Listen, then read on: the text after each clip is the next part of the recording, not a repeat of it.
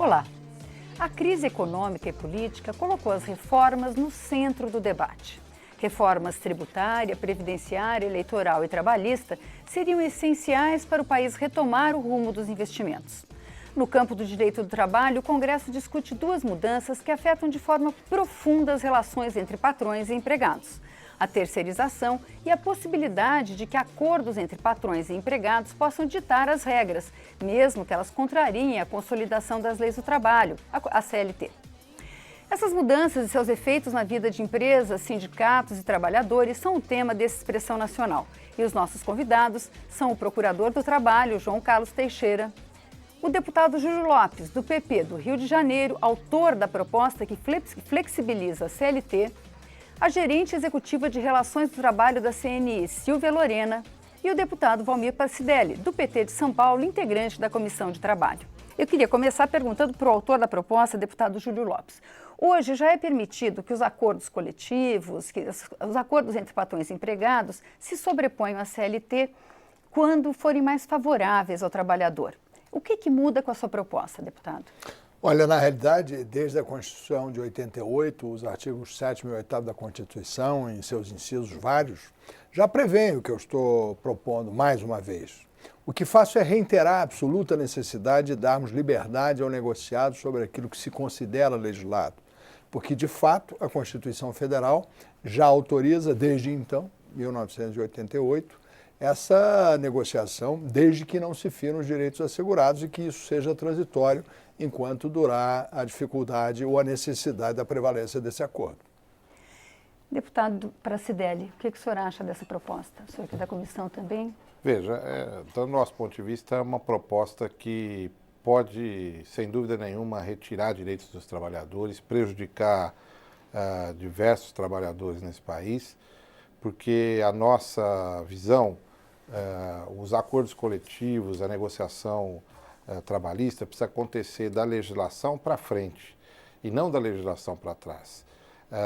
Se libera as negociações independente da legislação, evidentemente, em momentos de conjuntura econômica mais difícil, como essa que nós estamos passando, a tendência, evidentemente, da maioria das categorias, da maioria das empresas, é retirar direitos dos trabalhadores e, portanto, retroceder naquilo que nós temos hoje no país.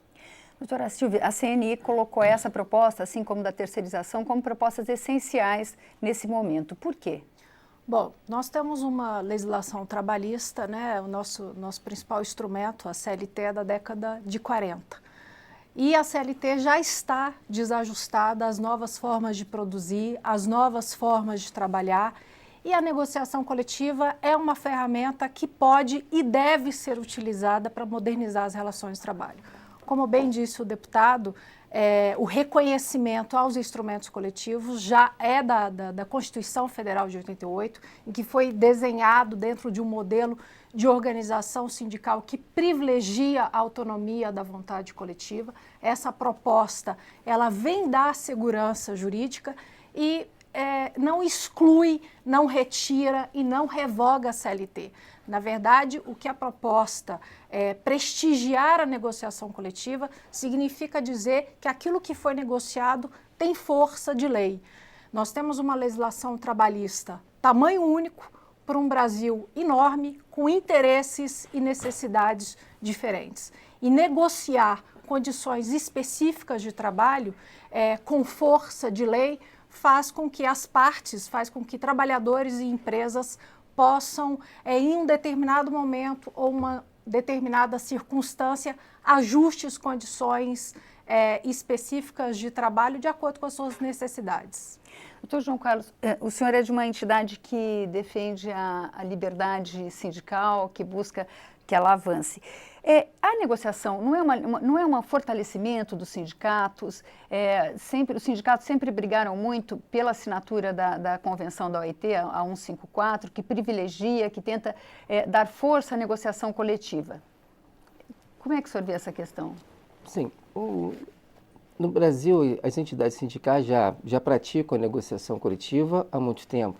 De fato, a Constituição reconhece as convenções coletivas, os acordos coletivos, né? Mas a Constituição também estabelece como patamar mínimo os direitos previstos no artigo 7º da Constituição. E esses direitos, a própria Constituição estabelece que esses direitos devem ser, além de outros que visem a melhoria de sua condição social. Ou seja, o que o Constituinte estabeleceu no artigo 7º é que, além desses direitos, pode-se estabelecer outros que melhorem a sua condição social, ou seja, é o princípio da vedação do retrocesso social. E o que nós tememos com esse projeto de lei é que, quando fala que pode se sobrepor à lei e não ferir a Constituição, mas não ferir a Constituição em que termos? Porque na Constituição está estabelecido vários direitos e que são regulamentados pela CLT, na medida em que você pode, teoricamente, você preserva um direito que está na Constituição, mas você diminui seu patamar porque ele está regulamentado na CLT. A CLT, ela é de 43, mas já vem sendo flexibilizada há muito tempo. E a maior flexibilização que foi feita no direito do trabalho foi quando acabou com a estabilidade no emprego em 1966, que veio o FGTS e possibilitou que todas as empresas demitam o trabalhador sem qualquer fundamento. E isso inibe essa liberdade de demitir, acaba inibindo o trabalhador a participar do seu sindicato. Por quê? Porque teme para o seu emprego. Hoje você pergunta ao trabalhador se ele se sente livre a participar do sindicato, de uma assembleia. Ele teme porque ele sabe que pode sofrer represálias das empresas e multas praticam isso. E aí não há o fortalecimento das entidades sindicais, negociar nesses termos. Não, porque senão parece que eu estou desvalorizando o meu próprio trabalho legislativo. Não é o caso, não. Quando eu falei que a Constituição é clara nesse aspecto, a irredutibilidade do salário ela se consigna a um acordo coletivo, e esse acordo coletivo, quando da imperiosa necessidade de fazê-lo, eu só coloquei a Constituição porque eu acho que ela prevalece a essa nossa conversa e a minha iniciativa aqui. Na realidade, o que se precisa entender é que nós estamos na economia do conhecimento, num outro momento do mundo desenvolvido. Se assim não fosse, as grandes economias do mundo, não todas deliberaram exatamente nesse sentido. Obviamente, nós faríamos toda a negociação no amparo da lei. Nada é possível fora do império da lei. E quando se fala em negociação, se fala dentro do império da lei, daquilo que for legal, obviamente. Isso inclusive, o projeto já ressalva os direitos previstos na Constituição. Né? Não, o seu projeto já ressalva, você já... desde que sejam respeitados os direitos previstos pela Constituição. Como é óbvio. Não, e o próprio Supremo Tribunal Federal, que é o guardião da Constituição, ele já reconheceu a possibilidade de trabalhadores representados pelos seus sindicatos negociarem com os empregados, com os empregadores, com as empresas. E expressamente, me permite abrir aspas, uma frase que diz nesse acordo: a negociação coletiva é uma forma de superação de conflito que desempenha função política e social de grande relevância. De fato, ao incentivar o diálogo, ela tem uma atuação terapêutica sobre o conflito entre capital e trabalho e possibilita que as categorias econômicas e profissionais disponham sobre as regras a quais se submeterão.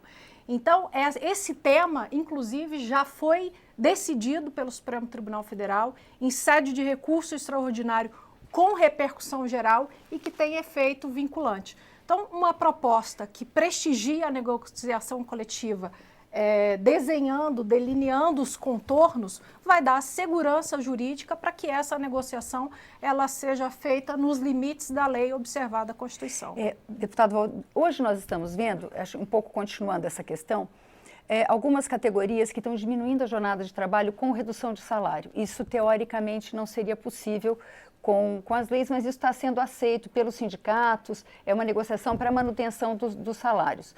O senhor acha que, nesse sentido, é possível aceitar esse tipo de mudança? Mas só uma correção, isso sempre foi e está previsto.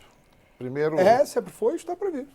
Primeiro, nós precisamos reafirmar que os acordos coletivos são fundamentais, são importantes e nós o defendemos. Tanto é assim que todos os anos os sindicatos sentam nas mesas de negociações para negociar coletivamente. E, evidentemente, buscam a sindicalização da maior quantidade de trabalhadores para que possa ser fortalecido essa negociação coletiva. Muitos dos avanços que os trabalhadores têm hoje, fruto de mobilização das categorias de organização e de negociação coletiva. O que nós questionamos é que nós não podemos nivelar uma categoria mais organizada, uma categoria mais politizada até, com outra categoria que tem uma instabilidade maior. Se você retira a possibilidade da manutenção de direitos e garantias desses trabalhadores da lei, você permite que em momentos de crise ou em momentos de instabilidade de um setor econômico qualquer, esses trabalhadores possam sim ser prejudicados. Então, o que nós queremos não é não fortalecer a negociação coletiva. Ao contrário, queremos sempre fortalecer a negociação coletiva. Agora, o que nós reafirmamos é que a lei precisa garantir minimamente os direitos dos trabalhadores, indistintamente de categoria, porque senão nós vamos ter um conjunto de ataques a esses direitos feitos por diversas categorias, por diversos setores, que nós sabemos que passam por crises, às vezes sazonais, e que, ao invés de manter a condição de fortalecimento desses trabalhadores, inclusive com fortalecimento tecnológico, com conhecimento, etc., procuram diminuir a sua condição salarial, procuram diminuir a sua condição, de aprendizado, de investimento, de formação e de avanço na carreira, em detrimento da situação econômica daquele momento. Eu acho que a gente está numa questão, o direito do trabalho tem como princípio de que o trabalhador tem menos poder diante do patrão, porque claro, o patrão tem o direito de despedi-lo a hora que bem entender. Mas esse ponto, inclusive, Vânia, agora, a gente está abrindo mão disso, então, é essa a questão. Mas você está considerando o trabalhador como igual, em condições de discutir por igual? Mas esse ponto, inclusive, foi discutido no acórdão do STF. Claro. Ele disse que quando o trabalhador está representado pelo seu sindicato, passa a ter o equilíbrio. Exatamente, passa a ter essa condição de entender o trabalhador hipossuficiente ou incapaz de se autorrepresentar quando ele está representado pelo conjunto da sua categoria é inaceitável. É uma fantasia o que está se fazendo aqui. Primeiro, sempre se pôde acordar como está aqui previsto na Constituição. Isso está constitucionalmente previsto desde 1988 e assim poderemos proceder desde aquela época, hoje e amanhã. Não há razoabilidade no que está se colocando aqui. Agora, doutor João Carlos, num momento de crise, como é que fica essa relação? Existe essa igualdade? Os sindicatos conseguem ter força? Porque a gente tem um momento de desemprego, de 12 milhões de desempregados. A legislação trabalhista ela vem justamente, né, para regular essa desigualdade que existe entre o capital e o trabalho, entre o trabalhador e o empregador. Né? E muito se diz que o trabalhador organizado em sindicato ele vai negociar em paridade de força. Isso não é verdade. Primeiro que, como foi dito, os sindicatos no Brasil têm muito baixa representatividade. Não podemos comparar São Paulo com Rio de Janeiro, com alguns rincões de cidades em que os sindicatos são frágeis e o trabalhador não participa da atividade sindical por receio de perder o emprego. Isso essas atitudes de violação do direito à liberdade do trabalhador de se expressar perante a empresa e perante o seu sindicato, ela é real. Ela é real. O trabalhador ele tem receio de participar da atividade sindical. Ele não vai sequer numa assembleia, porque muitas vezes a empresa filma a assembleia, põe prepostos para saber se votou contra, ameaça-se o trabalhador. Então não há liberdade de negociar dessa forma. Eu quero chamar a atenção porque se invocou aqui a Convenção 98 da OIT, a 154 da OIT, essas mesmas Convenção 98 estabelece que os trabalhadores têm que gozar de uma proteção contra atos atentatórios à liberdade sindical. O direito de liberdade sindical, ele sequer foi assegurado aos trabalhadores. Entendeu? Bom, voltamos para as cavernas, então. Vamos pegar cada um tacapo, voltamos para as cavernas. Isso é Se estamos nessa condição sindical no Brasil, vamos todo mundo para as cavernas. O senhor acha que em tempo de desemprego, na verdade, senhor, a gente poderia falar um de cada vez, porque quem está em casa não está conseguindo entender. Mas, na verdade, isso vai ser uma oportunidade de fortalecimento dos sindicatos, ou seja, deles assumirem o papel a qual foi dada a Constituição, de defesa e representação dos trabalhadores. Se não tem representatividade sindical no país, a gente até tem que questionar e muito a qualidade dessa representação, mas se ela não existe, aí nem cabe essa discussão. E no exemplo que o senhor deu, se o senhor me permite, se não houve assembleia, é caso de vício de consentimento. Aí não é caso de não validade de negociação coletiva, porque não pode negociar. É caso da nulidade. Né? Então, mas aí a questão não é de você não poder negociar. Né? Aí é uma questão de inexistência de representatividade. Aí não há essa conversa, aí não precisamos ter essa conversa aqui. O que mais se faz, porque anualmente 30 mil acordos coletivos são depositados. Anualmente, 30 mil acordos coletivos e convenções são registrados. Isso revela que os sindicatos têm capacidade de negociar. Sim, negociam sob a proteção do patamar mínimo legal. A partir do momento que o patamar mínimo legal é a Constituição. Não, o patamar mínimo legal é a CLT. A Constituição, a CLT, as convenções internacionais do trabalho. A grande argumentação daqueles que defendem rasgar a CLT, o negociado sobre o legislado, é exatamente tentar desqualificar o poder de negociação dos sindicatos e exatamente tentar desqualificar a organização sindical. O que nós estamos dizendo é que há efetivamente uma diferença de condição de forças entre os trabalhadores, mesmo aqueles mais organizados nos seus sindicatos, e as empresas, e o poder econômico e o trabalho. Há uma diferença bastante grande. Se não houver garantias mínimas na legislação, que possa dar condição de que as negociações aconteçam na busca de conquistas e de avanços coletivos, o que acontecerá com a maioria das categorias é que elas retrocederão em direitos dos trabalhadores nas diversas fases. Eu compreendo que o deputado Júlio Lopes diga que a Constituição garante alguns requisitos básicos dessas coisas. E é verdade, garante. Agora, nós não podemos simplesmente rasgar a CLT, mesmo que você diga que ela é de 1946, ao longo do tempo ela foi tendo mudanças, e mudanças que foram garantindo situações de melhoria dos trabalhadores.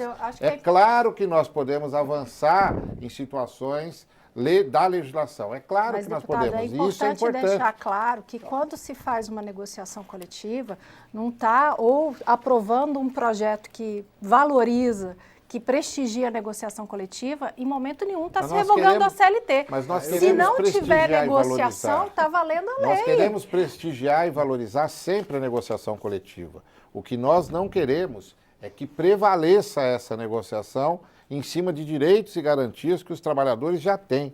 Nós queremos que a negociação avance. O que nós estamos tentando fazer aqui é um avanço na cultura do que é o trabalho contemporâneo. É um avanço na cultura do que é a contemporaneidade da discussão trabalhista no mundo inteiro. Nós não estamos aqui com o propósito de fazermos uma lei só porque a lei já existe. Nós estamos reiterando um aspecto da Constituição no sentido de convidarmos a todos, a sociedade brasileira, precisamos melhorar a representatividade sindical e empresarial no país, mas, sobretudo, estimular o debate, fazer com que a sociedade converse entre si e chegue a um novo patamar de entendimento e de lógica na construção do desenvolvimento. Nesse sentido, eu gostaria, como o deputado Júlio Lopes falou, das novas formas de trabalho.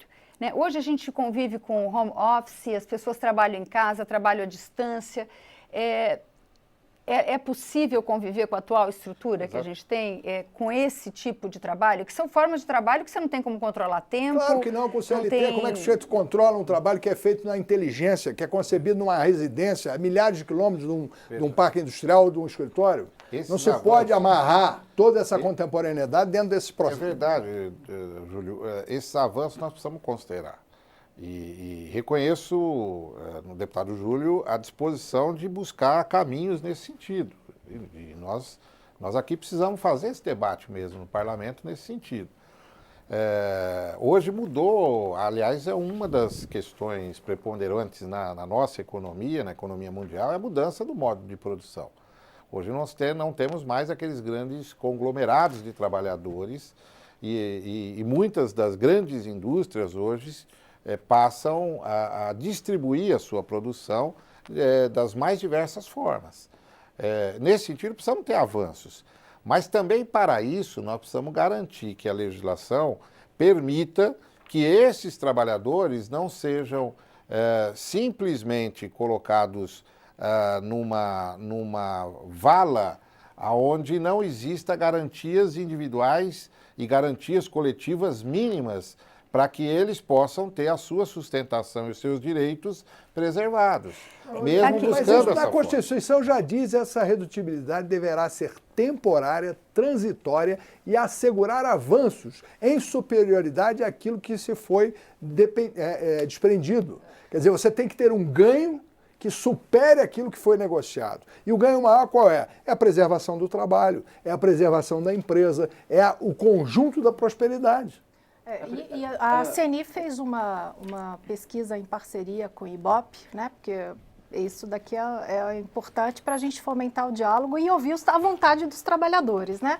Então a CNI fez uma pesquisa junto com o IBOP, onde cada 7 trabalhadores manifestaram vontade de flexibilizar as regras do trabalho. Ou seja, de poder negociar o seu horário de trabalho, o seu intervalo de trabalho. Porque isso, se a gente pegar um exemplo simples, numa cidade onde o trânsito é complicado, você poder diminuir, por exemplo, o seu intervalo de almoço e sair 15 minutos mais cedo, ou não trabalhar no sábado, ou compensar um feriado, isso é vontade dos trabalhadores. Deputado presidente, o deputado João Carlos está tentando falar aqui há algum tempo, por favor. Para flexibilizar jornada e salário, não precisa dessa lei para isso, que isso já é feito há muito tempo pelas entidades sindicais. Tá? Né? Na época da crise dos anos 80 e 90, o que mais se fez foi acordo coletivo para diminuir salário e jornada, principalmente na indústria automobilística, no sindicato mesmo. Então, e para isso não precisa de lei para isso, não precisa de nova lei para isso. O que esse projeto coloca é a possibilidade de ele se sobrepor à lei, que é a CLT, que estabelece o patamar mínimo de direitos para a classe trabalhadora. E a partir do momento que você tira esse patamar mínimo de direitos, e detalhe, está se falando aqui em diálogo, né? Voltando à convenção que outra vez é invocada aqui no projeto, né? A Convenção 154, que estabelece expressamente que as medidas adotadas pelas autoridades para estimular a negociação coletiva deverão ser objeto de consultas prévias às organizações de trabalhadores e empregadores. Está se discutindo um projeto de grande relevância em que a classe trabalhadora já se colocaram contra esse projeto por 2 oportunidades. Por 2 oportunidades, esse projeto já foi rejeitado no Congresso Nacional e, novamente, ele vem no momento de crise econômica para colocar em risco novamente a legislação do trabalho. Porque esse projeto ele vai gerar uma desigualdade entre os trabalhadores, como o deputado falou. Existem sindicatos que vão ter condições de negociar, mas outros não vão ter a mesma condição. Entendeu? Eu acho que a gente voltar para a convenção... Se a gente voltar... Mas eu acho que se a gente voltar para a convenção, a própria convenção diz que as partes signatárias, os estados signatários, devem promover a negociação coletiva, onde as partes podem estabelecer suas próprias condições de trabalho. Eu acho que tem uma questão que está colocada, que o Valdomiro Trento, que é o nosso telespectador de Santos, ele coloca uma questão, como repetindo a informação que o senhor deu, mais de 15 mil sindicatos. Ele fala que dessa forma não é possível discutir interesses coletivos. Ele também reclamou da taxa de negociação e inclusão social, que é imoral, ele acha que não deve haver. Ele diz que, e ainda, o principal do que ele fala, a maioria dos sindicatos de empregados ou de empregadores tem menos de 15% de associados da categoria profissional. Muitos têm menos de 2%. Quer dizer, a gente tem que ampliar o debate mesmo, a qualidade da representação de empresários. Nós vivemos num país que tem, como o doutor João Carlos falou, sindicatos dos metalúrgicos, né? O senhor citou no caso dos metalúrgicos, que talvez tenha sido o sindicato mais forte desse país num determinado momento. Mas a gente tem um país que também tem trabalho escravo. Quer dizer, a realidade do Brasil não é só São Paulo, Rio, e mesmo em São Paulo e Rio temos trabalho escravo. Exatamente. Quer dizer, como esse tipo de trabalho, esse tipo de problema acontece até em qualquer sociedade desenvolvida. Mas não tem que ser revista, não é deputado? porque há incidência desse tipo de problema que não vai se avançar nas negociações, que não vai se avançar na legislação. Mas a questão sindical, isso é absolutamente fora de contexto. Você disse um ponto importante. Realmente, o Brasil é diferente. Agora, a gente tem uma legislação tamanho único para um Brasil desse tamanho, com necessidades e realidades diferentes. A negociação coletiva, ela permite que empregado e empregado representado pelos seus sindicatos possam ajustar condições de trabalho considerando a sua realidade. Agora, é importante dizer que as centrais sindicais, o ano passado, fizeram uma denúncia à OIT sob o argumento de que o Estado estava intervindo nas negociações coletivas, ou seja, que o Estado estava anulando cláusulas que foram negociadas de forma livre e legítima. Eu queria só colocar uma coisa que é importantíssima. Se a gente tivesse um tipo de flexibilidade de legislação minimamente adequada, nós não estávamos com 12 milhões de desempregados no país. Se nós estivéssemos com uma legislação e com um comportamento sindical e empresarial adequado, nós não estávamos com esse nível de desemprego. Exatamente o que mostra a necessidade de uma revisão legal e de um novo comportamento empresarial e dos empregados é o sentido que nós estamos vivendo a maior crise no Brasil desde 1908. E se nós não fizermos nada, essa crise continuará a se agravar. É absolutamente necessário que empregados e empregadores revejam sua condição de interação, de entendimento e de acordar. E de acordar para progredir e para sobreviver, para que possamos construir um novo momento na nossa sociedade. Primeiro, só discordando do momento econômico, que é grave, mas quem viveu a década de 80, a década de 90 nesse país, principalmente os trabalhadores que andavam porte fábrica perambulando mais de ano em busca de emprego, que chegou o nível de desemprego a 20%, 25%, sabe que nós não estamos vivendo a maior crise desse momento. Segundo... A maior crise econômica é sem precedentes. Segundo, nós precisamos compreender que há diferenças, evidentemente, entre as categorias, há diferença dentro das categorias entre as diversas funções e profissões que se tem e que é óbvio que se busca melhorar, através dos acordos coletivos, essas iniciativas no sentido de que a gente possa avançar a legislação, avançar, inclusive, as condições de trabalho. Agora, nós sabemos que o empresariado brasileiro, infelizmente, ele ainda tem uma cabeça do século passado. Infelizmente, veja, nós estamos passando, entre outras questões, por uma crise no governo em função da dificuldade de arrecadação, porque houve desonerações de vários setores e esses setores que foram desonerados, buscando a argumentação para investir na tecnologia, investir na sua condição de fomento desses setores, não o fizeram, tá certo? Então, há um problema, sim, nas relações de trabalho. E, infelizmente, a tão falada liberdade e autonomia sindical, a tão falada liberdade de direitos dos trabalhadores, ainda não existe da porta da fábrica para dentro. E nós sabemos como é que é isso na relação cotidiana do chão de fábrica. Então, o que nós queremos é que possa, sim, buscar mecanismos de flexibilização de relações, possibilidade de ampliar a condição de negociação coletiva, porém, nós precisamos ter garantias mínimas ao conjunto dos trabalhadores. Apesar da diversidade, a diversidade ela se dá da garantia mínima para frente e não da garantia mínima para trás. A gente vai fazer um pequeno intervalo e volta daqui a pouco.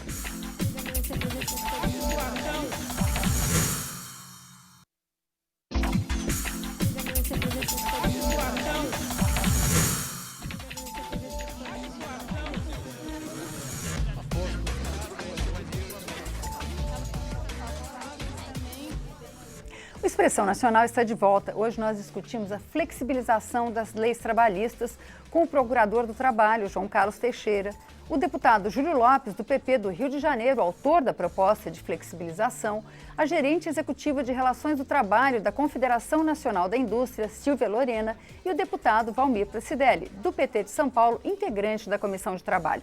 A doutora Silvia se falou...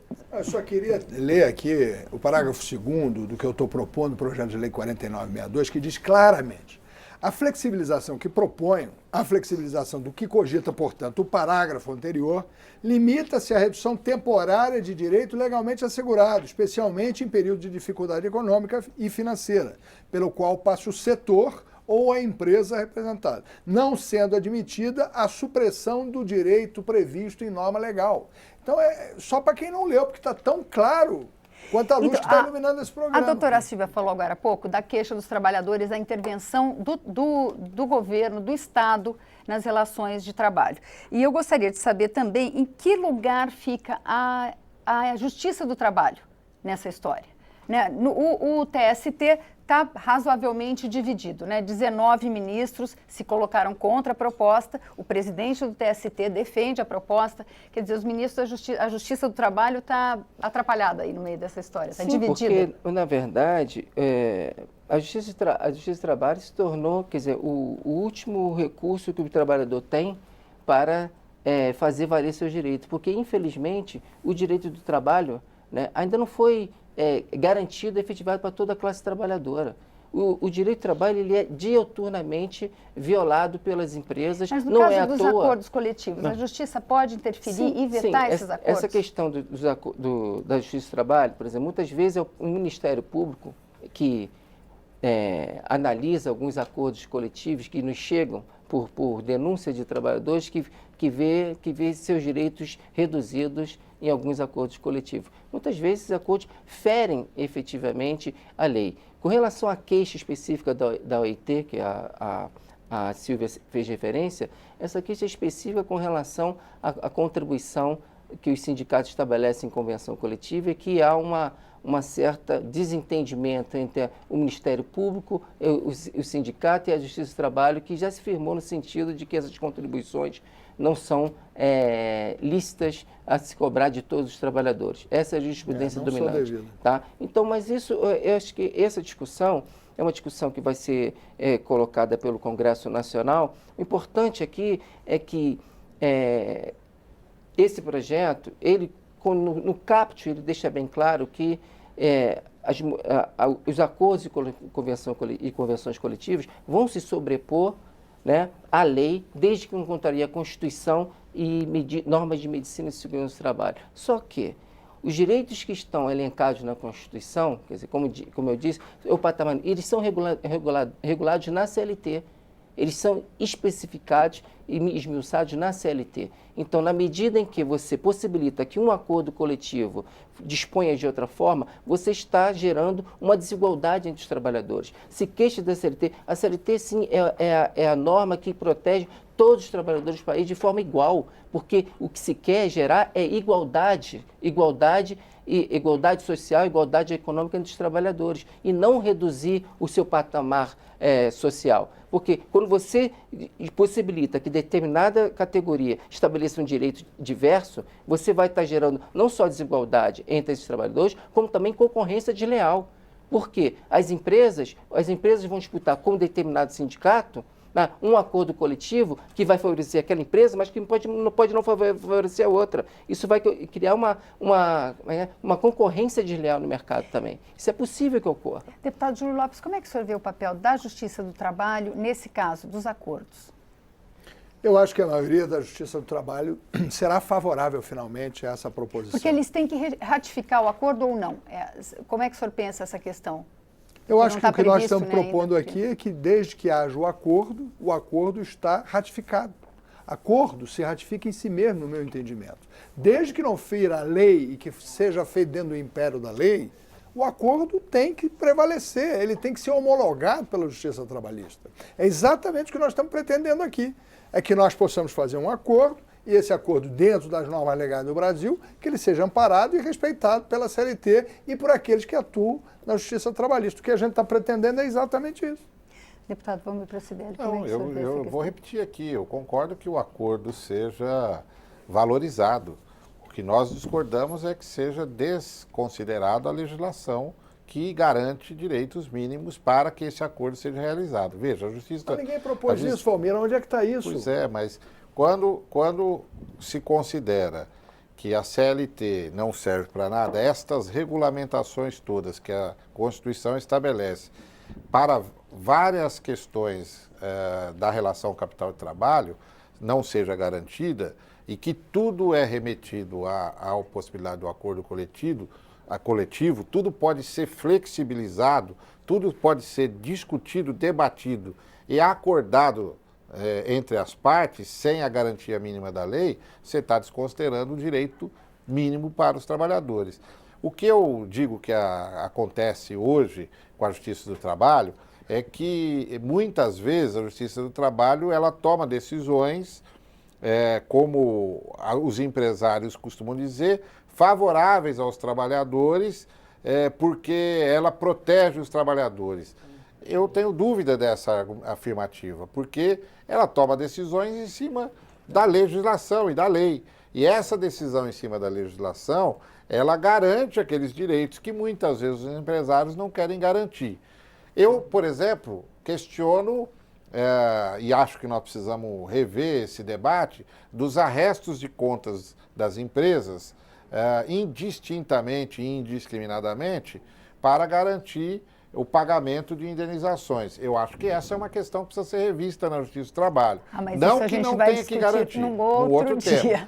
Eu queria saber a opinião da doutora Silvia sobre essa questão da Justiça do Trabalho. Primeiro, eu gostaria de deixar claro que o setor produtivo, né, defende a proteção do trabalhador, o trabalhador deve estar protegido. O fato de você valorizar a negociação, prestigiar a negociação coletiva e aquilo que foi acordado ter força de lei, em nenhum momento significa suprimir, retirar ou revogar a legislação trabalhista. A negociação coletiva, o instrumento coletivo que for negociado de forma legítima, ele deve ter força de lei. Aquilo que for ajustado entre as partes deve valer como lei. Só queria dar um exemplo, né? Até pouco tempo atrás, eu digo algumas décadas, os shoppings, por exemplo, não podiam funcionar domingo. Teoricamente. Se fez um acordo, se fez um entendimento, e eles hoje funcionam. Isso é uma regra respeitada e amparada pela legislação, não é verdade? Mas isso foi fruto de quê? De um entendimento, de um acordo, de um avanço. Foi fruto da negociação que avançou. Simples. Porém, a garantia mínima para isso era o pagamento de horas extras, que as empresas não queriam fazê-lo. Queriam que os trabalhadores trabalhassem no domingo, sem ter o direito de hora extra, que é o direito de garantia. O que se chegou foi um acordo. Eu vou colocar um exemplo bobo para você que está em casa nos assistindo, porque me cobram muito, eu sou do Rio de Janeiro, e todos devem perguntar assim, por que você vai ao Rio de Janeiro, você não tem uma casa, vou repetir, não tem uma casa que você possa ouvir bossa nova, ou que você possa ir lá ter um jazz gostoso, enfim, uma coisa desse tipo. Simplesmente porque a legislação trabalhista ela é tão gravosa com aqueles que operam essas casas noturnas e que operam os restaurantes, porque elas limitam o regramento de tal forma que não permite que o sujeito vá lá, faça meia hora numa casa, meia hora na outra, e assim sucessivamente, para que possa ter complementariedade de trabalho, porque uma casa sozinha não se sustenta, tá certo? E aí o que acontece? Você tem uma regra tão pesada que ela simplesmente sufoca a existência daquela atividade, que é uma atividade, neste caso, lúdica, mas assim são milhares e milhares de atividades. Por quê? Porque existe uma contemporaneidade, existe uma realidade sobre a qual as leis precisam ser adequadas. Existe hoje uma necessidade de se acordar sobre coisas que não se faziam. Por exemplo, a economia compartilhada, a economia do Uber, a economia do hostel, a economia de todas essas áreas. Bom, eu queria colocar uma outra questão do nosso universo do trabalho, que é outra questão que a Câmara já aprovou, que está sendo analisada pelo Senado, que é a possibilidade das empresas terem trabalhadores, todos os empregados, serem terceirizados, inclusive os empregados que trabalham no que a gente chama usualmente de atividade fim, atividade principal da empresa. Hoje em dia, principalmente as atividades acessórias, como limpeza e segurança, que podem ser terceirizadas. E eu gostaria de saber rapidamente a opinião dos senhores. A gente não tem muito tempo, mas acho que a gente deve abordar a questão da terceirização. Essa questão da terceirização é uma outra tentativa de desestruturar ainda mais, né, a organização do trabalho. A organização do trabalho hoje está toda dividida, né? A produção hoje tem uma divisão do trabalho muito grande e o projeto que trata da terceirização, ele vem no sentido de possibilitar que as empresas contratem trabalhadores por interposta empresa, que só é permitido em determinadas hipóteses que a jurisprudência entendeu como vigilância e serviços de atividade secundárias da empresa, para que possibilite na atividade fim. A preocupação que o Ministério Público tem é que isso vai precarizar ainda mais as relações de trabalho. Se fala muito que vai gerar emprego. Essas pessoas não vão estar contratadas de qualquer jeito? Vão estar contratadas por... A consequência imediata para nós vai ser a seguinte: as empresas vão demitir os seus trabalhadores e vão recontratá-los através de uma empresa interposta, que para que seja mantida, como todas as duas empresas visam lucro, o que se vai ver é a força de trabalho sendo mercantilizada e certamente o salário vai cair para favorecer o lucro de uma e de outra, no mínimo no patamar de 20%, no mínimo. O salário vai cair. O salário vai cair. O salário vai cair para que ambas as empresas aufiram o lucro que espera da sua atividade. Porque ela vai terceirizar para uma empresa que também visa o lucro, que vai ganhar em cima da gestão de mão de obra. E a força de trabalho vai ser mercantilizada. O negócio das empresas passa a ser a força de trabalho do mercador. Ou seja, o que a OIT preconiza desde o século passado, que é o trabalho não é mercadoria, vai passar a ser assim. O trabalho, a força de mão de obra vai ser mercantilizada. Coitado dos Estados Unidos, da Inglaterra e da França, quem seria da Suíça, vamos ouvir a doutora Silvia, que a CNI defende essa proposta plena de suas atividades. Qual a vantagem para as empresas? Veja, primeiro é importante esclarecer que terceirização e intermediação de mão de obra são institutos diferentes. Totalmente diferentes, tem nada a ver com terceirização é uma modalidade de gestão do processo produtivo de uma empresa. Se contrata um serviço ou se contrata um produto de uma empresa terceira que tem maior especialidade para realizar aquele serviço. E essa empresa contratada realiza isso com autonomia própria, com especialidade. Então, não é uma intermediação de mão de obra, né? A terceirização não precariza. Vou dar um exemplo dentro da área da televisão. Posso dar um exemplo pobrinho aqui? Sim. A BBC de Londres. Todas as suas produções, ou a maior parte das produções da BBC, são terceirizadas a produtores independentes, que contratam trabalhadores, atores, repórteres de forma independente. Pobre coitada da Inglaterra, dos Estados Unidos e da França, que faz assim há décadas e décadas. Por favor. E a terceirização ela já é uma realidade mundial, ela já é fato. Então nós precisamos regulamentar para que dê segurança jurídica e proteção para todos os envolvidos, para os trabalhadores, para as empresas. Esse projeto de lei que foi aprovado aqui na Câmara, que agora está no Senado, a leitura dele nos mostra que ele traz uma proteção forte para os trabalhadores. O trabalhador, inclusive, vai ter uma dupla proteção. Se o empregador dele não pagar o direito... Resta obrigado a outra empresa. A empresa que contratou, que se utilizou indiretamente daquele serviço, passa a ser responsável pelo pagamento. Então, esse projeto, ele foi delineado para proteger o trabalhador e para dar segurança para aquele que terceiriza os serviços. Eu não concordo absolutamente. Eu acho que esse projeto busca, sim, precarizar o trabalho. Se constituir milhares de empresas através da que a gente chama de pejotização do trabalho, as pessoas se transformarem numa tal de pessoa jurídica, acreditando que são empresários e, portanto, tendo menos direitos e executando os mesmos trabalhos, às vezes até em jornadas maiores e em condições piores, e isso vai, além de diminuir os direitos dos trabalhadores, fazer com que haja uma diminuição salarial de diversas categorias, uma diminuição da formação profissional, porque quando você reduz a capacidade salarial, você também reduz a formação profissional desses trabalhadores, ainda haverá, sem dúvida nenhuma, uma diminuição bastante grande de arrecadação de impostos, porque o que acontece hoje, inclusive em muitos lugares,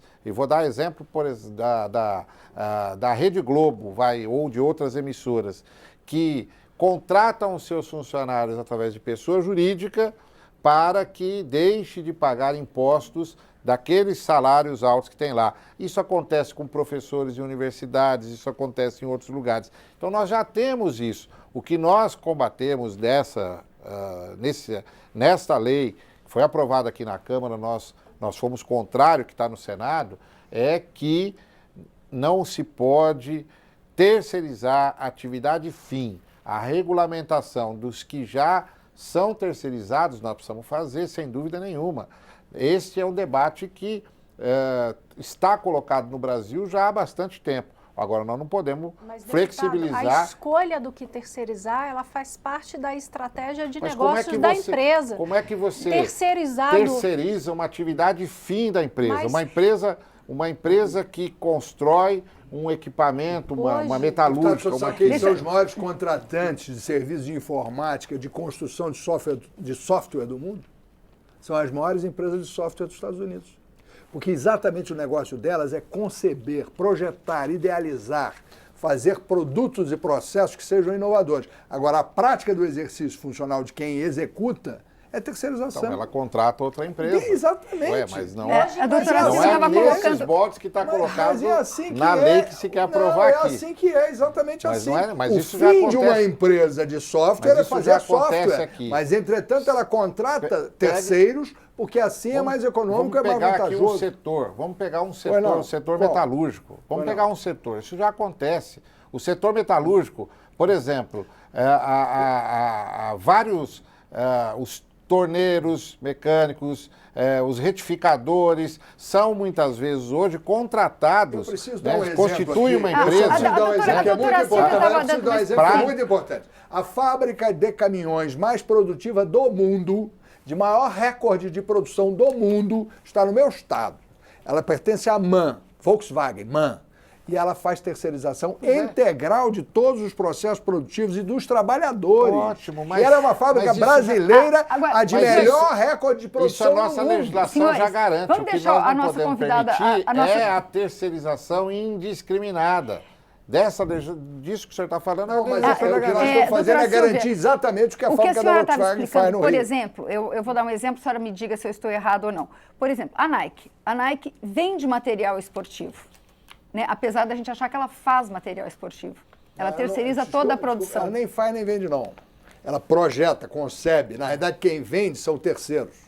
Todo o processo de fabricação e de venda, no caso da Nike, são terceiros. Explicar? Hoje nenhuma empresa faz tudo sozinha. Né? A empresa, ela trabalha, ela terceiriza parte do seu processo produtivo de acordo com a estratégia de negócio que ela escolhe. Claro, a questão de atividade, a questão de atividade meio ou fim, definição, não há na doutrina, não há na jurisprudência, não há legislação, e nem se tiver uma legislação, vai conseguir definir o que é fim e o que é meio. Por quê? Porque isso é dinâmico. Isso faz parte da estratégia de negócio. E se a gente for olhar... É aquela que é a típica da empresa. Mas se a gente for olhar, por exemplo, uma indústria que produz suco, e tem jurisprudência nesse sentido, plantar laranja faz parte da atividade fim?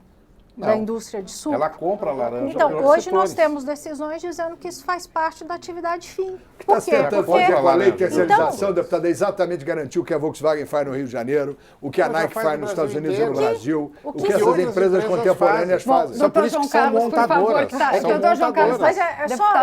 Eu acho que é importante... Você trouxe o exemplo do suco de laranja. O problema é que a empresa que compra a laranja, a empresa que compra a laranja, ela controla todo o método produtivo que o produtor tem, ainda estabelece e dita o preço. E aí coloca esse produtor numa situação de dependência tal que muitas vezes acaba gerando esse vínculo de emprego, né, nessa atividade. Por quê? Por causa do controle que a empresa impõe no produtor. Mas isso nem, Olha, isso então, nem é quer dizer, questionado nos discussão do que é processos. verticalização de Não, processos porque produtivos, a esse tipo de discussão aqui Deputado, é para enlouquecer, para não falar mais. Deputado, deixa as pessoas terceirização- terminarem, por favor, A deputado. terceirização que é feita no Brasil é assim. Eu tenho o caso concreto que eu tive lá no Rio de Janeiro, de uma empresa de refrigerante famosa, que simplesmente terceirizou a sua atividade de entrega de produto, passou para controlando todas as etapas, dizia até quanto tempo o motorista tinha que ter de profissão, ou seja, controlava tudo da empresa. E aí, quer dizer, se ela controla toda a atividade produtiva, ela que é empregadora. Não pode terceirizar aquilo que ela... Entendeu? De forma alguma. De forma, o senhor está completamente errado. O senhor está falando de verticalização do processo produtivo, não tem nada a ver com emprego, nem com defesa de empregado. Então, se é verticalização do processo produtivo, quando você contrata um serviço e você espera... Ninguém está conseguindo entender nada, porque está todo mundo falando junto. Eu acho que eu volto a dizer, terceirização e intermediação de mão de obra são institutos diferentes e devem ser tratados de forma diferente. Está se falando de verticalização de processo produtivo, não tem nada a ver com o que está se discutindo aqui. Terceirização é um contrato de natureza civil e que é uma parceria entre uma empresa e outra, cada um dentro da sua especialidade.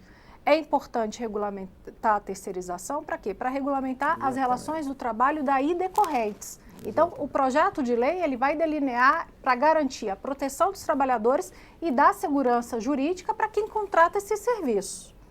Hoje não tem nenhuma empresa que faz tudo sozinha. Smartphone é todo terceirizado. Uma empresa projeta, a outra idealiza, a outra cuida do vidro, a outra cuida da tecnologia, a outra cuida do teclado. Os hospitais, as escolas, qualquer entidade hoje é assim, qualquer um. O livro, um faz a capa, o outro faz a diagramação, o outro faz a tradução. A editora não faz nada, a não ser projetar o livro que vai ser feito, o resto é tudo terceirizado. Nesta lógica que você está dizendo, vamos pegar um gráfico.